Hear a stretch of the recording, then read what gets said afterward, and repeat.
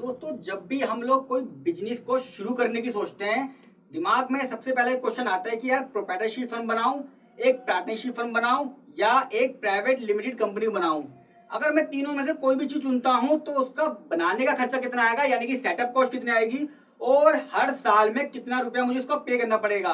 कहीं ऐसा तो नहीं है कि एक प्राइवेट लिमिटेड कंपनी तो मैं बना लूं और उसको मेंटेन ना कर पाऊं, उसके लिए मुझे एक सीए रखना पड़ेगा, एक फाइनेंशियल एडवाइजर रखना पड़ेगा, कितनी सारी कंप्लायंस हैं। इससे अच्छा तो ये एक प्रोप्राइटरशिप फर्म बना लेता हूँ। इस तरह के दोस्तों बहुत सारे क्वेश्चन जब भी कोई क्लाइंट मेरे पास आता है, सबसे पहले उसका सवाल यही होता है कि सर प्रोप्राइटरशिप फर्म बना दीजिए, एक छोटी सी फर्म हो जाएगी, मेरा पैसा बच जाएगा, ज्यादा कंप्लाइंट नहीं कर रहा, ना तो मेरे पास शुरू करने का पैसा है उसको और ना ही उसको मेंटेन करने का। तो आज की वीडियो में दोस्तों आपको मैं बताऊंगा कि आपके बिजनेस के हिसाब से कौन कौन से फॉर्मेट सबसे अच्छे होते हैं, सिर्फ एक कॉस्टिंग को लेके कि सेटअप कॉस्ट सस्ती पड़ जाए और चलाने की कॉस्ट कम पड़े, उसके बेस पे आपको प्रोप्राइटरशिप फर्म या पार्टनरशिप फर्म बनाना बिल्कुल भी सही नहीं है। तो मैंने आज 12 क्राइटेरिया रखे हैं कि उन बेसिस पे आप सिलेक्ट कर सकते हैं आज कि भैया प्रोप्राइटरशिप फर्म बनाऊं या पार्टनरशिप। दोस्तों आगे मैं बताऊं उससे पहले आपको बताऊंगा कि किन किन तरीके से आप बिजनेस स्टार्ट कर सकते हैं। बिजनेस के दोस्तों बहुत सारे फॉर्मेट होते हैं, आप जिस तरीके से बिजनेस कर सकते हो। एक सबसे पहले आसान तरीका प्रोप्राइटरशिप फर्म, जिसके बारे में आज मैं बताने वाला हूँ। एक है पार्टनरशिप फर्म, जिसमें दो लोग मिलके काम करते हैं। सिंपल सा एक पार्टनरशिप डीड बनाई और शुरू कर दिया। दोस्तों पार्टनरशिप फर्म में बिजनेस बना के कैसे कर सकते हैं, एक प्रोप्राइटरशिप फर्म बना के बिजनेस कैसे कर सकते हैं और प्राइवेट लिमिटेड कंपनी बना के भी बिजनेस कैसे कर सकते हैं, तीनों टॉपिक पे मैं वीडियो ऑलरेडी अपलोड कर चुका हूँ। डिस्क्रिप्शन बॉक्स में उसका लिंक दे चुका हूँ, आप उसे जरूर देख लीजिएगा, काफी हेल्पफुल रहेगी अगर आप कोई भी फॉर्मेट में बिजनेस करने की सोच रहे हैं। दोस्तों सबसे अच्छा तरीका जो होता है कंपनी का, जो रजिस्टर्ड होती है एमसीए में, उसमें एक आती है सबसे पहले ओपीसी। ओपीसी यानी कि 1% कंपनी, जिसके अंदर एक आदमी कंपनी बना के शुरू कर सकता है। लेकिन मैं इसको कभी रिकमेंड नहीं करता, क्योंकि मैं इसके ऊपर वीडियो बना रखी है कि इसके फायदे क्या नुकसान क्या है, आप वो देख के डिसीजन ले सकते हो। लेकिन as a practicing chartered accountant मैं ओपीसी के लिए रिकमेंड नहीं करता। एक होती दोस्तों पब्लिक लिमिटेड। प्राइवेट लिमिटेड का अपडेट वर्जन होता है पब्लिक लिमिटेड, जिसके अंदर 5 डायरेक्टर, 5 शेयर होल्डर, थोड़ा सा अच्छे लेवल पे पहुंच जाता है। जब आईपीओ वगैरह लाना होता है तो पब्लिक लिमिटेड की जरूरत पड़ती है, उसी में आप आईपीओ ला सकते हो। सबसे बिजनेस करने का सबसे अच्छा और सबसे सही तरीका प्राइवेट लिमिटेड, जो मैं खुद क्लाइंट्स को रिकमेंड करता हूँ। क्यों करता हूँ अभी आपको बताऊंगा। और दोस्तों एक है एलएलपी। एलएलपी बना के भी आप बिजनेस कर सकते हैं। पार्टनरशिप फर्म का अपडेटेड वर्जन है एलएलपी, यानी कि इसमें क्या था, लायबिलिटी अनलिमिटेड थी। एलएलपी के अंदर लायबिलिटी जो पार्टनर की होती है वो लिमिट कर दी गई है। इसका रिकॉर्ड भी ऑनलाइन आया था, तो इसका अपडेट वर्जन है एलएलपी। दोस्तों मान लीजिए आप स्कूल खोल रहे हैं, हॉस्पिटल खोल रहे हैं या कोई चैरिटी का काम कर रहे हैं, तो फिर आप बनाते हो ट्रस्ट। ये सब तो एक बिजनेस का फॉर्मेट है दोस्तों, वो भी बिजनेस होता है। सेक्शन 25 की कंपनी बना ली हमने, या हमने एक ट्रस्ट बना लिया, स्कूल खोलना था, हॉस्पिटल था, कोई भी ऐसा काम कर रहे हैं, कोई अनाथालय खोल रहे हैं, तो उसके लिए आपको ट्रस्ट बनाना पड़ेगा, फिर इसमें से कोई भी चीज काम नहीं आएगी। अब दोस्तों मैं आपको बताता हूँ कि भैया डिसीजन कैसे लें, वो 12 पॉइंट कौन से हैं जिसके बेस पे आप लोग डिसीजन ले सकते हो कि मैं एक प्रोप्राइटरशिप फर्म खोलूं या एक प्राइवेट लिमिटेड कंपनी। होता क्या दोस्तों, हमारे मन में ना काम करने की इच्छा तो बड़ी होती है, हम चाहते तो यही है कि यार एक शुरुआत में ही प्राइवेट लिमिटेड बन जाए, लेकिन फंडिंग की दिक्कत आती है। और दोस्तों पैसा ही तो है, अगर पैसा होगा तो सब काम हो जाएंगे। फिर भी आपको बताऊंगा कि आप डिसीजन कैसे लें। सबसे पहला पॉइंट है डिसीजन लेने का कि आपका टाइप क्या है बिजनेस का। अगर मैं छोटे स्केल पे बिजनेस करना चाह रहा हूँ, मान लीजिए एक समोसे की दुकान खोलनी है या एक छोटे से कपड़े की दुकान खोलनी है, या मेरा कोई फैमिली बिजनेस है, तो एक छोटे लेवल पे करना है, मुझे बहुत बड़ा नहीं करना है, समोसे की दुकान है यहीं खोली है, बाद में देख लूंगा, तो आपके लिए प्रोप्राइटरशिप फर्म बिल्कुल ठीक है। आपको फिर प्राइवेट लिमिट पे जाने की जरूरत नहीं है। यानी कि अगर स्मॉल स्केल पे कर रहे हैं शुरुआत में और ज्यादा मुझे मतलब नहीं करना है तामझाम, तो ठीक है प्रोप्राइटर। लेकिन अगर आप बड़े लेवल पे काम करना चाह रहे हैं दोस्तों और एक स्टार्टअप चाहते हैं, आईटी कंपनी का काम है आपका, क्योंकि स्टार्टअप का सर्टिफिकेट सिर्फ मिलेगा प्राइवेट लिमिटेड कंपनी में या एलएलपी के अंदर, और पार्टनरशिप फर्म अगर रजिस्टर्ड है तो उसमें मिलेगा। प्रोप्राइटरशिप फर्म में कभी भी आपको स्टार्टअप का फायदा नहीं मिलता है। अगर आपका आईटी का काम है प्रोफेशनल तो मिल जाएगा। अगर 2 से ज्यादा लोग इन्वॉल्व हैं, मान लीजिए मैं हूँ, एक मेरा दोस्त था, उसने बोला यार मेरे पास पैसा सचिन बहुत है और तेरे पास दिमाग बहुत है, एक काम करते हैं कंपनी बनाते हैं, हम दोनों मिलकर काम करेंगे, तो दोस्तों उस केस में प्राइवेट लिमिटेड ही बनेगी। ऐसा नहीं है आप बोले यार मैं प्रोप्राइटरशिप शुरू कर लेता हूँ, तुम मुझे लोन दे दियो मैं बिजनेस कर लूंगा। भैया ऐसा कोई आदमी आपको लोन को देगा? बिना पार्टनरशिप करे, बिना ऑनर बने, बिना मालिक बने, बिना शेयर होल्डर बने आपको फंड क्यों क्यों देगा? तो अगर आपको फंड की जरूरत है, आप चाहते हो क्या 2 लोग मिलकर काम करें, तो आपको प्राइवेट लिमिटेड कंपनी ही बनानी पड़ेगी।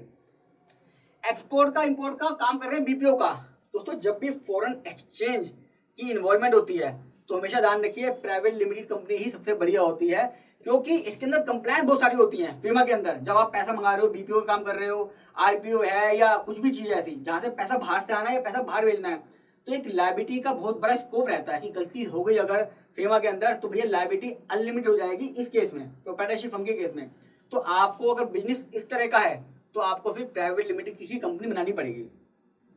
पहला पॉइंट हो गया। दूसरा पॉइंट और सबसे ज्यादा इंपॉर्टेंट कॉस्टिंग का है। कितना रोकड़ा लगेगा भैया ये तो बता। प्रोप्राइटरशिप फर्म में दोस्तों क्या होगा, आपका जीएसटी रजिस्ट्रेशन लेना है आपने। मान लीजिए कोई आदमी है सचिन, उसने कहा यार एक फर्म खोलनी है मुझे, क्या नाम रखना है, सचिन इंटरप्राइज। तो क्या करेगा यार, जीएसटी नंबर ले दे सचिन इंटरप्राइज के नाम से, वो आ गया। 3 से 5 हजार रुपए में सर्टिफिकेट आ जाएगा। 3 दिन लगेंगे, 3 से 5 हजार में 3 दिन लगेगा, सर्टिफिकेट आपके हाथ में आ गई, यानी कि आपकी प्रोप्राइटरशिप फर्म शुरू हो गई। आपके पास जीएसटी सर्टिफिकेट आया, आपने एक करंट अकाउंट खुलवाया और उस करंट अकाउंट से अपने बिजनेस शुरू कर दिया, बन गया आपकी फर्म। कॉर्पोरेशन में 3 दिन लगते हैं। कंपनी के केस में क्या होगा, आपको दोस्तों एक चार्टर्ड अकाउंटेंट ही हायर करना पड़ेगा।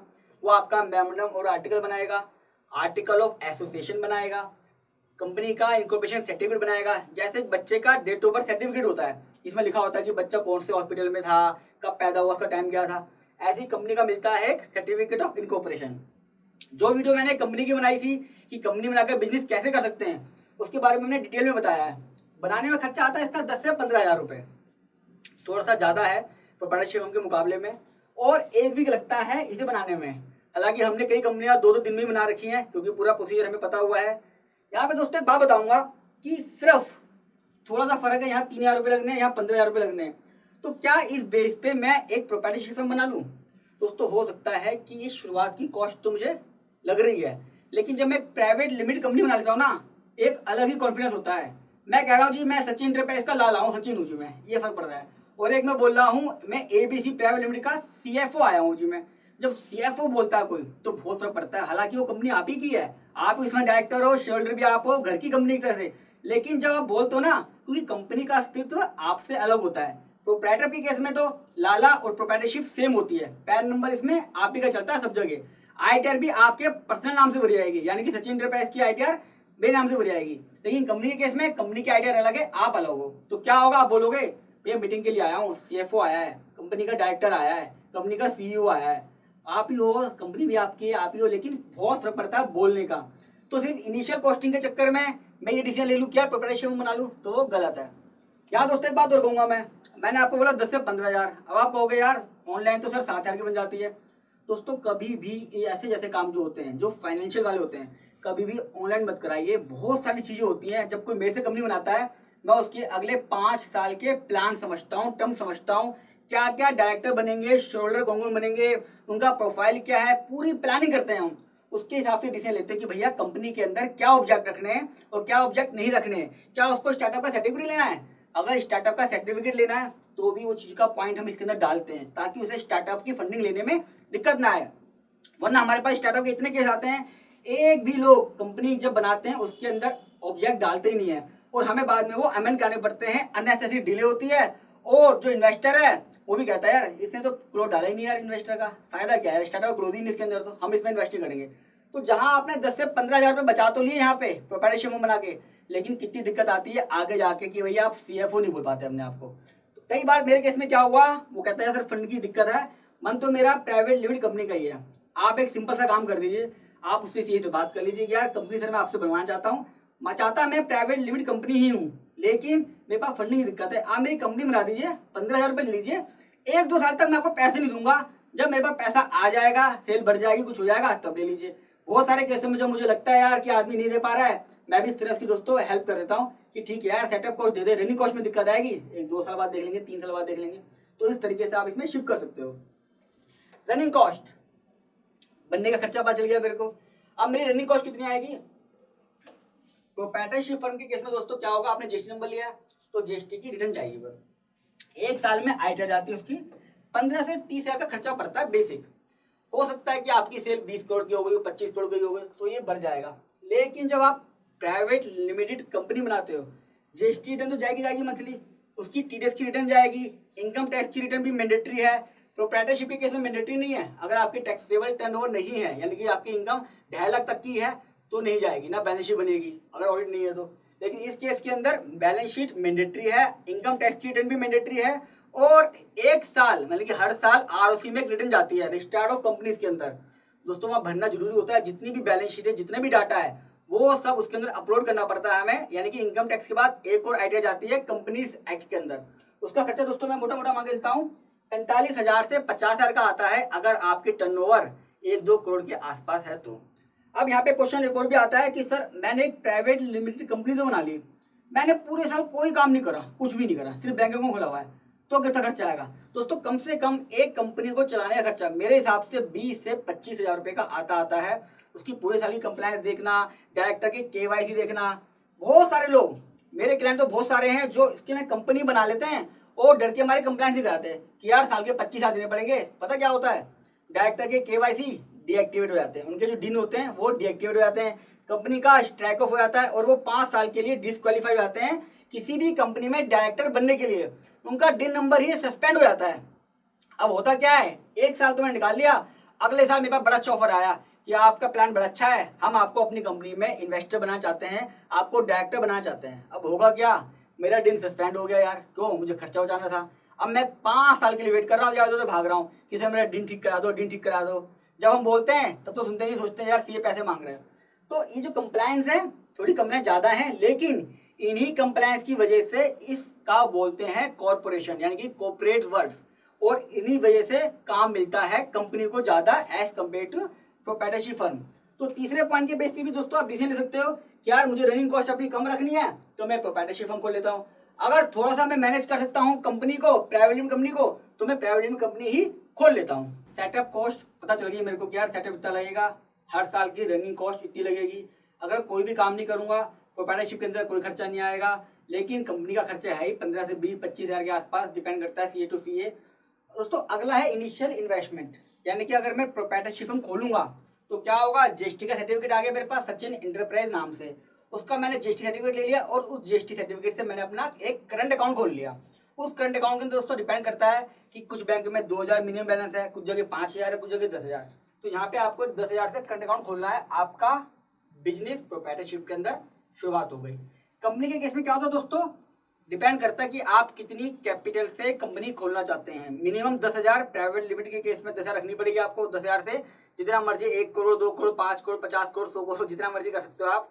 भगवान करे 1,000 करोड़ तक जाए आपकी कैपिटल।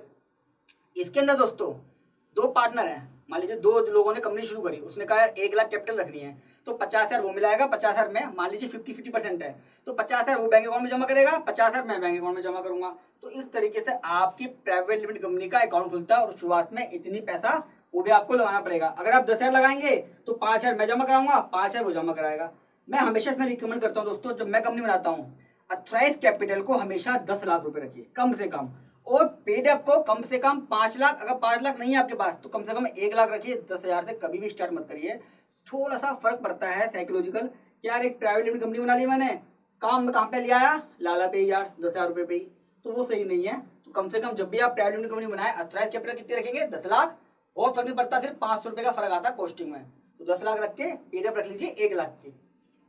अगला दोस्तों ओनरशिप और डिसीजन। अगर मैं लाला हूँ, सचिन इंटरप्राइज है, मुझे डिसाइड करना है कि यार किस एम्प्लॉय को रखना है, किसको निकालना है। बैंक के अंदर मैं ही चेक काटूंगा, कोई दूसरा आदमी है ही नहीं। इस एम्प्लॉय को इतनी सैलरी देनी है, मैं डिसीजन लूंगा। मुझे शॉप 8 बजे खोलनी है और रात को 10 बजे बंद करनी है, मैं डिसीजन लूंगा।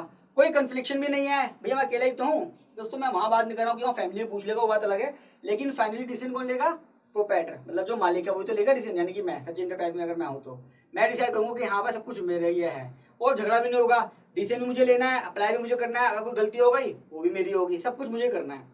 यहाँ पे क्या होता है, कंपनी के अंदर मिनिमम 2 डायरेक्टर्स तो होते हैं और 2 शेयर होल्डर भी होते हैं। यानी कि डायरेक्टर और शेयर होल्डर अलग अलग भी हो सकते हैं और सेम भी हो सकते हैं।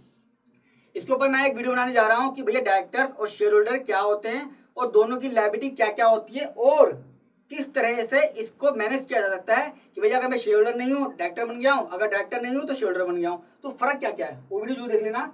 अब इस केस में क्या होगा, कंपनी के केस में 2 लोग तो होते, मैंने बता दिया। तो क्या होगा, मान लीजिए बैंक अकाउंट के अंदर हमने खोला, अब उसमें चेक कौन साइन करेगा, या तो दोनों करेंगे या दोनों में से कोई एक करेगा। तो क्या होता है, दोनों बैठते हैं, एक बोर्ड मीटिंग होती है, उसमें लिखा जाता है कि हमारी आज बोर्ड मीटिंग हुई है और हमने डिसीजन ये लिया हुआ है हम दोनों ने कि भैया इसके अंदर ये फलाना व्यक्ति ऑथराइज सिग्नेटरी है और सारे चेक यही साइन करेगा। नीचे दोनों के नाम लिखे आते हैं और दोनों साइन कर देते हैं। यानी कि एक तरीके से दोनों ने मिलकर एक बंदे को ऑथराइज कर दिया। हर काम के लिए अलग अलग आप ऑथराइज कर सकते हो। यानी कि इनकम टैक्स रिटर्न ये बंदा भरेगा, फाइनेंस का काम ये करेगा, ऑपरेशन ये देखेगा, इस डील के लिए ये करेगा। जैसे आप कोई ठेकेदार है, रजिस्ट्री होती है, हर एक रजिस्ट्री के लिए कभी ये रजिस्ट्री कर रहा है, कभी वो रजिस्ट्री कर रहा है। अच्छा, डिसीजन तो ले लिया, अब आगे कन्फ्लिक्ट। दोस्तों कन्फ्लिक्ट भी होता है, बहुत सारे केसों में मैंने देखा है। शुरुआत में जैसे मेरे पास दिमाग था, एक बंदे ने पैसा लगाया, हम दोनों ने काम शुरू कर लिया। शुरुआत में तो एक दूसरे की जरूरत पड़ी, भैया मेरे पास दिमाग चाहिए, उसका पैसा चाहिए था, दोनों को मैच हो गए। जैसे ही सेल आनी शुरू हुई, प्रॉफिट आना शुरू हुआ, पैसा आना शुरू हुआ, मेरे दिमाग में क्या आ गया, यार दिमाग तो मेरा है, सारा काम तो मैं कर रहा हूँ यार, सुबह शाम बैठ रहा हूँ, सेल मैं लगा रहा हूँ, फोन मैं कर रहा हूँ, बाद में कर रहा हूँ, मेरी वजह से प्रॉफिट हो रहा है। वो क्या सोच रहा है, यार पैसा मैंने लगाया, सब कुछ मैंने करा, इसने तो 1 रुपये में लगाया यार, प्रॉफिट बराबर हो रहा है, ऐसे कैसे यार, मेरे पास ज़्यादा आना चाहिए, मेरा तो ब्याज भी मर रहेगा।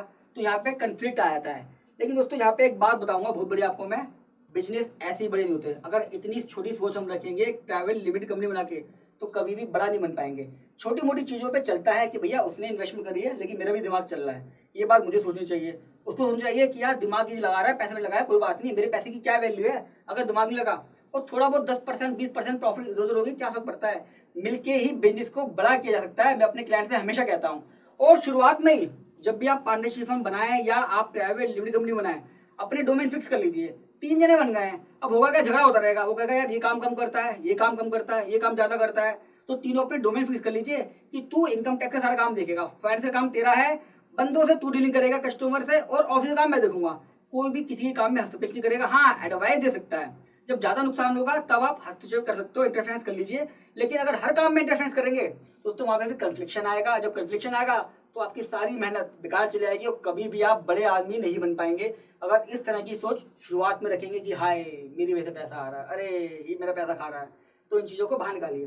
तो दोस्तों इस तरीके से आप इसके अंदर डिसीजन ले सकते हैं कि भैया अगर मुझे सिंगल डिसीजन लेना है, मेरी काम ऐसा है क्या डिसीजन पूरा मैं ही लूंगा, मैं किसी की इन्वॉल्वमेंट नहीं चाहता, आप प्रोप्राइटरशिप बनाइए। या फिर आप बड़ा लेवल पे जाना चाहते हैं तो एक पार्टनरशिप फंड ना बना के आप प्राइवेट कंपनी भी बना सकते हैं। टैक्स को लेके अक्सर लोग भूल जाते हैं कि टैक्स का फर्क है। जैसे एक पार्टनरशिप फर्म के अंदर 30% का टैक्स रेट है और एक प्राइवेट लिमिटेड कंपनी में 25% का रेट है। तो मैं पार्टनरशिप फर्म अगर बना लूंगा और मान लीजिए मेरा 1 करोड़ का प्रॉफिट हुआ, तो मेरा 5% एक्स्ट्रा चला गया। यानी कि मैंने शुरुआत में जो पार्टनरशिप फर्म बनाई, गलती कर दी पैसे बचाने के लिए थोड़े से, मेरा शुरुआत में 5% का टैक्स का लॉस तो वैसे ही हो गया। प्रोप्राइटरशिप के केस में क्या होगा दोस्तों, 2.5 लाख तक की इनकम माफ होती है। 2.5 लाख से 5 लाख पे जाते हैं, फिर 5 लाख से 10 लाख पे, फिर 10 लाख से ऊपर जाते हैं। तो क्या फर्क पड़ेगा, आपको स्लैब का बेनिफिट मिल जाएगा। इसमें क्या होगा दोस्तों, फ्लैट 25% का रेट है। यानी कि अगर मेरा यहाँ पे 10 लाख का प्रॉफिट हुआ तो 10 लाख पे स्लैब मिलेगा, मोटा मोटा 1,12,500 प्लस सरचार्ज है, राउंड ऑफ मैंने बताया, कैलकुलेशन नहीं करी है मैंने। इसके अंदर क्या होगा, 10 लाख का प्रॉफिट निकला तो 2.5 लाख का सीधा 25% निकालता हो तो 2.5 लाख का सीधा आपको टैक्स जमा करना पड़ेगा, प्लस उसके ऊपर एजुकेशन और सरचार्ज अलग से लगेगा। तो इतना फर्क आया था टैक्स में भी। लेकिन फिर कह रहा हूँ, टैक्स की वजह से सिर्फ ये सोच के मैं प्राइवेट लिमिट ना बना के ये बना लूँ, लाला बना लूँ, तो मैं अपना बिजनेस बड़ा कैसे करूँगा। मुझे अपना बिजनेस बड़ा करना है, मुझे अपनी कॉस्टिंग देखनी है। भैया कॉस्टिंग का थोड़ा बहुत बाहर आएगा मैं तभी तो कमाऊंगा। मैंने एक स्ट्रेटजी अपना रखी है अपने क्लाइंट ने मेरे, कि भैया वो क्या करता है, अपने बैंक अकाउंट को ना खाली रखता है हमेशा, मतलब कहीं एफडी कुछ ना कुछ लगाता रहता है। कहता है सर क्या होता है, मेरा बैंक अकाउंट खाली होता है, मेरा साइकोलॉजिकल इफेक्ट पड़ता है कि यार काम करना है, मैं काम करता हूँ और उसको फिर से भरता हूँ। तो ये ट्रिक भी इसमें आप बना सकते हैं कि भैया जितना मेरे पर प्रेशर पड़ेगा पैसा कमाने के लिए, खर्च करने के लिए, उतना प्रेशर मैं काम में भी तो लगाऊंगा, मुझे पता है ना। वो क्या सिर्फ टैक्स बचाने के लिए मैं इतना अच्छा ऑप्शन प्राइवेट लिमिटेड कंपनी का छोड़ दूँ। तो दोस्तों ये था आपका हमारा छठा पॉइंट, इसके बेस पे हम डिसीजन ले सकते हैं। अब आपका 7 पॉइंट है इन्फॉर्मेशन फॉर पब्लिक। जब मैं एक लाला कंपनी बनाता हूँ, मैंने सच्ची इंटरप्राइज बनाई, एक शोरूम खोल लिया कपड़े का, किसी को कोई मतलब नहीं है, मेरी बैलेंस शीट है, मेरी इनकम टैक्स रिटर्न है, मैं उसके अंदर क्या हूँ, मेरा नाम क्या है, ईमेल आईडी क्या, फोन नंबर क्या है, पूरे साल मैंने क्या क्या करा, मेरे अलावा वाइफ को भी पता होगा, मुझे लगता है बताता होगा अगर तो कोई, उसके अलावा किसी को नहीं पता होता। यानी कि पूरी इंडिया में छोड़ी पूरी दुनिया में किसी को नहीं पता होगा। लेकिन जब आप पब्लिक कंपनी बना लेते हो, यानी कि प्राइवेट लिमिटेड कंपनी, तो कोई भी पब्लिक पूरी इंडिया में, पूरे धरती पे 100 रुपये दे के आपकी कंपनी की बैलेंस शीट, कौन कौन उसमें डायरेक्टर हैं, डायरेक्टर के नाम, पैन नंबर, फोन नंबर, एक एक चीज सब निकाल सकती है।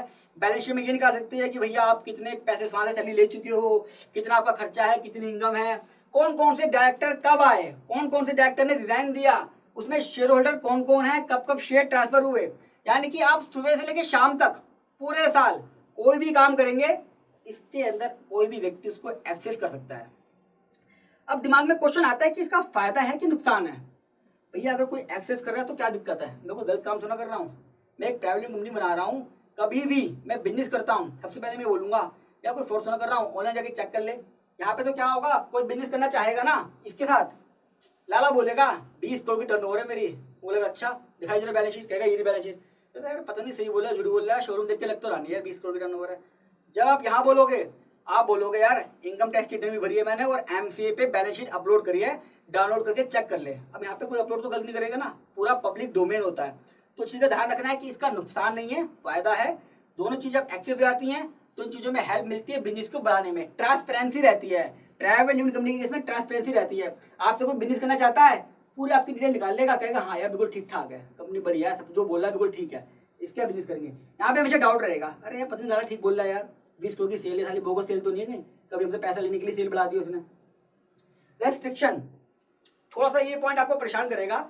लाला के केस में क्या होगा, कोई भी रेस्ट्रिक्शन नहीं होती लोन लेने की।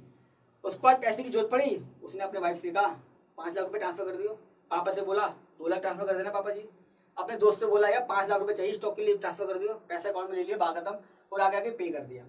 कंपनी के केस में क्या होता है दोस्तों, आप कभी भी अपने फ्रेंड से रिलेटिव से लोन नहीं ले सकते, आप सिर्फ बैंक से लोन ले सकते हो। बैंक से मतलब एनबीएफसी हो गया, फाइनेंशियल इंस्टीट्यूशन हो गया।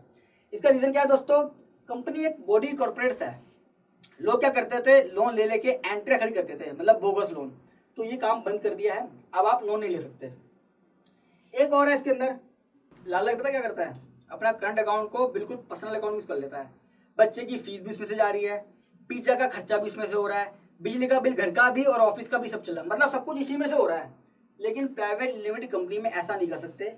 जब उसका कंपनी का बैंक अकाउंट खुलता है, कंपनी का बैंक अकाउंट सिर्फ कंपनी के लिए होता है, इसके अंदर आप कोई भी पर्सनल खर्चा नहीं कर सकते।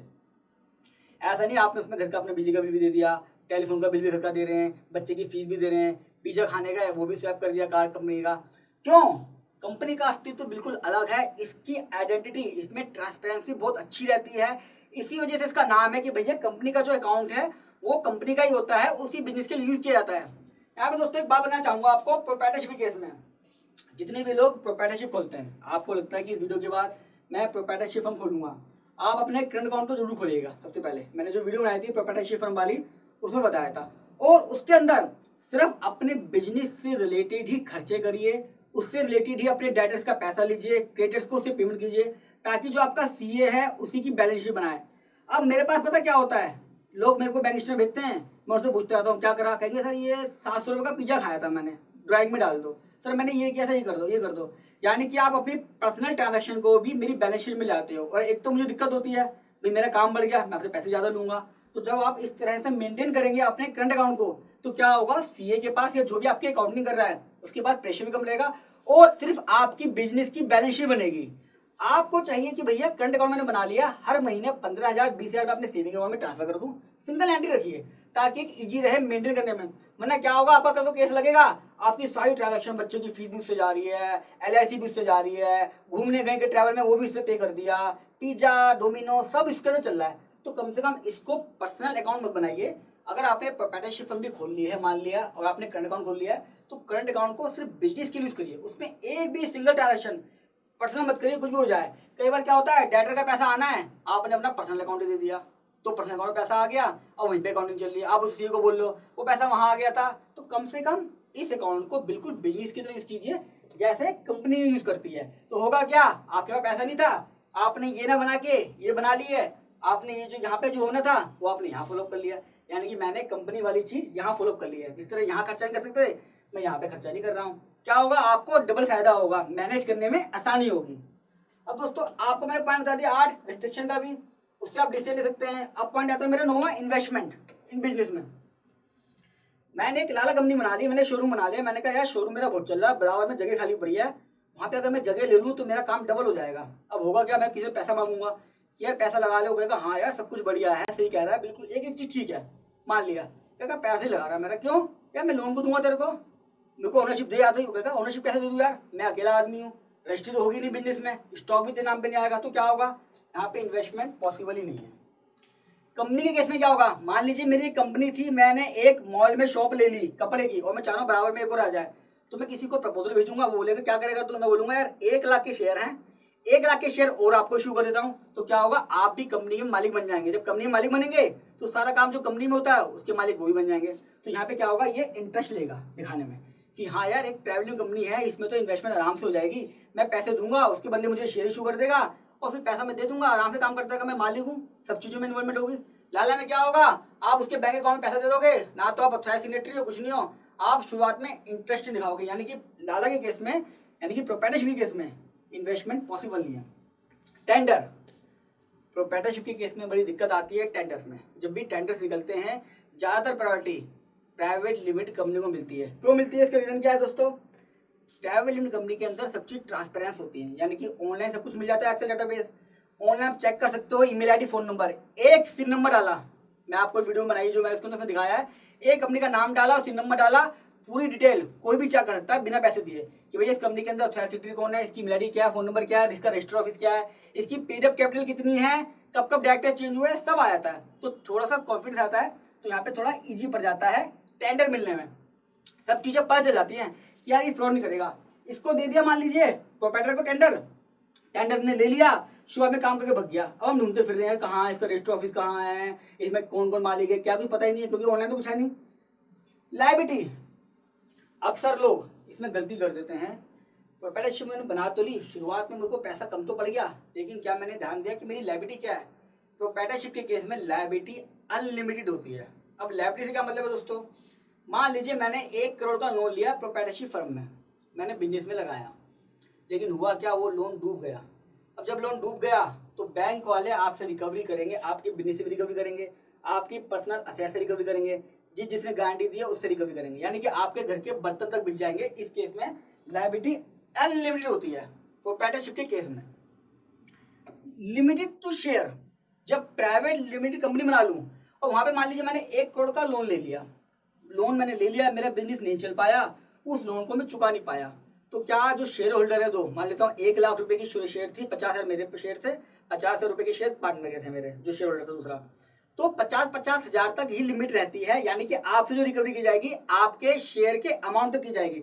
अगर आपने 50,000 रुपए कंपनी में लगाए थे तो मैक्सिमम 50,000 की रिकवरी करेगा बैंक वाला, ये पॉइंट बहुत इंपॉर्टेंट है। लेकिन लेकिन लेकिन आपकी जो लायबिलिटी है उसके अंदर डिफॉल्ट बिल्कुल नहीं होनी चाहिए, यानी कि ऐसा नहीं है आज आपने सुन लिया सचिन जी ने अच्छा ऐसे बोल दिया लायबिलिटी 1 लाख तक है, 1 करोड़ का लोन ले लेता हूँ जी, खा पी लेता हूँ, और कह दूंगा ले ले जी 1 लाख रुपए ले ले, 50 में से 50 से लायबिलिटी में इतनी है। दोस्तों तभी होगा जब आपने वो पैसा बिजनेस में लगाया हो और उसमें बिजनेस में नुकसान हो गया हो। ऐसा नहीं है आपने उस फंड का डाइवर्जन कर दिया हो, कोई फ्रॉड कर दिया हो और वो जानबूझ करो। अगर इस केस में करोगे तो डायरेक्टर से पर्सनल लायबिलिटी भी ली जाएगी, यानी कि डायरेक्टर्स की और शेयर होल्डर की जो लायबिलिटी है वो भी पर्सनली ली जाती है उनसे।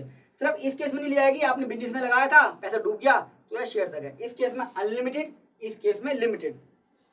अब दोस्तों मैंने 11वां पॉइंट बता दिया, 12वां पॉइंट और लास्ट पॉइंट आ रहा है जिसके बेस पे आप डिसीजन ले सकते हैं, वो है हमारा टर्मिनेशन। सबसे ज्यादा शुरुआत करना तो दोस्तों हर चीज की आसान होती है, लेकिन टर्मिनेट कैसे होगा। प्रोप्राइटरशिप की केस में क्या होगा, शुरुआत में हमने खोला कैसे था उसको, हमने सिर्फ जीएसटी नंबर लिया था, एक जीएसटी नंबर लिया हमने, एक करंट अकाउंट खोला उस नाम से और हमारी प्रोप्राइटरशिप हम चालू हो गई।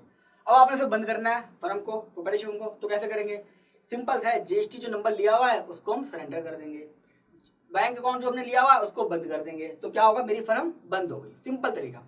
लेकिन जब कंपनी की बात आएगी, कंपनी के केस में मेरी असेट्स होंगी, लायबिलिटी होगी, क्योंकि कंपनी इंडिपेंडेंट है, ध्यान रखना, बिल्कुल एक इंडिपेंडेंट एंटिटी होती है, उसका पैन नंबर भी अलग होता है। ऑल असेट्स सोल्व करनी पड़ेंगी, जितनी भी असेट्स सोल्व करनी पड़ेंगी और लायबिलिटी को सारा पे करना पड़ेगा, फिर आपको अपना बैंक अकाउंट क्लोज करना पड़ेगा। जब ये सब काम कर लेते हैं हम सीए एक बैलेंस शीट बनाते हैं, हम लिखते हैं असेट्स 0 है, लायबिलिटी 0 है, आज की डेट पे कोई भी असेट्स नहीं है, कोई भी लायबिलिटी नहीं है, सब 0 हो चुका है, और हम एप्लीकेशन फाइल करते हैं आरओसी में। यहाँ दोस्तों लगेंगे आपके 5 से 10 दिन, भाई जीएसटी को सेंटर करना है, सेंटर करते हैं आपको बैंक अकाउंट क्लोज कर देना है, यहाँ पे आपके लगते हैं 6 से 7 महीने। अगर आपने सही से एप्लीकेशन दे दी है, वहाँ पे एमसी वाला वेरीफाई करता है डिफॉल्टर तो नहीं है, कोई ड्यूज तो नहीं है, सब कुछ ठीक ठाक है कि नहीं है, वो इनकम टैक्स में लेटर भी भेजता है। ध्यान रखिएगा, जब आप कंपनी बंद कराते हैं वो इनकम टैक्स में लेटर भेजता है एमसी वाला, ministry of corporate affairs, ROC वाला, कि भैया ये कंपनी बंद होने जा रही है, क्या इस पे कोई इनकम टैक्स की लायबिलिटी तो नहीं है, अगर लायबिलिटी नहीं है 30 दिन में जवाब दे दीजिए, हम इस कंपनी को बंद कर देते हैं। जब भी कंपनी बंद हो जाती है लिखा हुआ आता है स्ट्राइक ऑफ, यानी कि आपका जो भी जिम्मेदारी थी कंपनी को लेके जिस दिन से स्ट्राइक ऑफ हुई है, यानी कि एप्लीकेशन जो फाइल करी आपने, चाहे वो 2 साल बाद हो 3 साल बाद हो, कोई फर्क नहीं पड़ता। हालांकि 5-6 महीने में बंद हो जाती है, लेकिन आपकी लायबिलिटी तभी खत्म हो जाती है जब आप टर्मिनेशन के लिए डाल देते हो, यानी कि स्ट्राइक ऑफ के लिए डाल देते हो कंपनी को। आशा करता हूं दोस्तों जो मैंने आपको 12 पॉइंट बताए उसके बेस पे आप डिसीजन ले सकते हैं अब कि भैया मैं एक प्रोप्राइटरशिप फर्म खोलूं या एक प्राइवेट लिमिटेड कंपनी खोलूं। आप दोस्तों मेरे से कमेंट बॉक्स में पूछ सकते हैं कि सर मेरा बिजनेस ऐसा है, इस नेचर का है, ये पॉइंट्स हैं, मेरे लिए क्या ठीक रहेगा, मैं उस पर जवाब दे दूंगा। साथ में दोस्तों एक रिक्वेस्ट करूंगा कि जब कभी भी आप काम खोलने की शुरुआत करें, कम से कम एक सीए से 1000-2000 रुपये देख के बात कर लें कि सर मेरे बिजनेस के लिए सबसे सही क्या रहेगा। होगा क्या, शुरुआत में आपको पता चल जाएगा तो एक लॉन्ग टर्म विजन बन जाता है। जैसे मेरे पास कोई व्यक्ति आता है, वो कहता है सर मुझे प्रोप्राइटरशिप फर्म ही खोलनी है, मुझे प्राइवेट लिमिट नहीं चाहिए, मैं 1 साल बाद खोलूंगा। तो मैं क्या करता हूँ, उससे पूछता हूँ भैया तू अपनी प्राइवेट लिमिटेड कंपनी का नाम क्या रखेगा। जो नाम वो कहता है मैं उसकी प्रोप्राइटरशिप फर्म का नाम भी वही रखता हूँ, ताकि 1 साल बाद हम उसको कन्वर्ट कर सकें, नाम जीएसटी नंबर सब ऑलमोस्ट सेम रहे और ब्रांड वैल्यू भी सेम रहे। तो कभी भी आप प्रोप्राइटरशिप फर्म बनाएं तो उसका नाम सोच समझ के रखिएगा, फैमिली पे मत जाइएगा। जो नाम आप चाहते हैं प्राइवेट कंपनी का वही बनाइए और आगे आकर उसको कन्वर्ट कर लीजिए। और दोस्तों हर एक टॉपिक पे ऑलमोस्ट वीडियो बना चुका हूँ, तो एक बार मेरे चैनल पे विजिट कर लीजिएगा, जिसमें मैंने बता रखा है कि प्रोप्राइटरशिप फर्म बना के कैसे बिजनेस करें, कंपनी बना के कैसे बिजनेस करें, पार्टनरशिप फर्म बना के कैसे बिजनेस करें। उसमें एक पॉइंट के बारे में डिटेल में दिया हुआ है। और दोस्तों अगर आपने चैनल को अपना सब्सक्राइब नहीं करा हुआ है तो चैनल को सब्सक्राइब कर लीजिएगा, क्योंकि फाइनेंशियल एजुकेशन को लेकर मैं लगातार वीडियो अपलोड कर रहा हूँ। और आप चाहते हो कि किसी टॉपिक में वीडियो बनाऊं, कमेंट बॉक्स में जरूर बताइएगा। साथ में वीडियो को लाइक कर दीजिएगा, लाइक करने से हमें मोटिवेशन मिलता है और हम इस तरह की वीडियो लगातार अपलोड कर लेते हैं। जल्दी मिलूंगा दोस्तों एक अच्छी सी वीडियो के साथ, तब तक के लिए नमस्कार।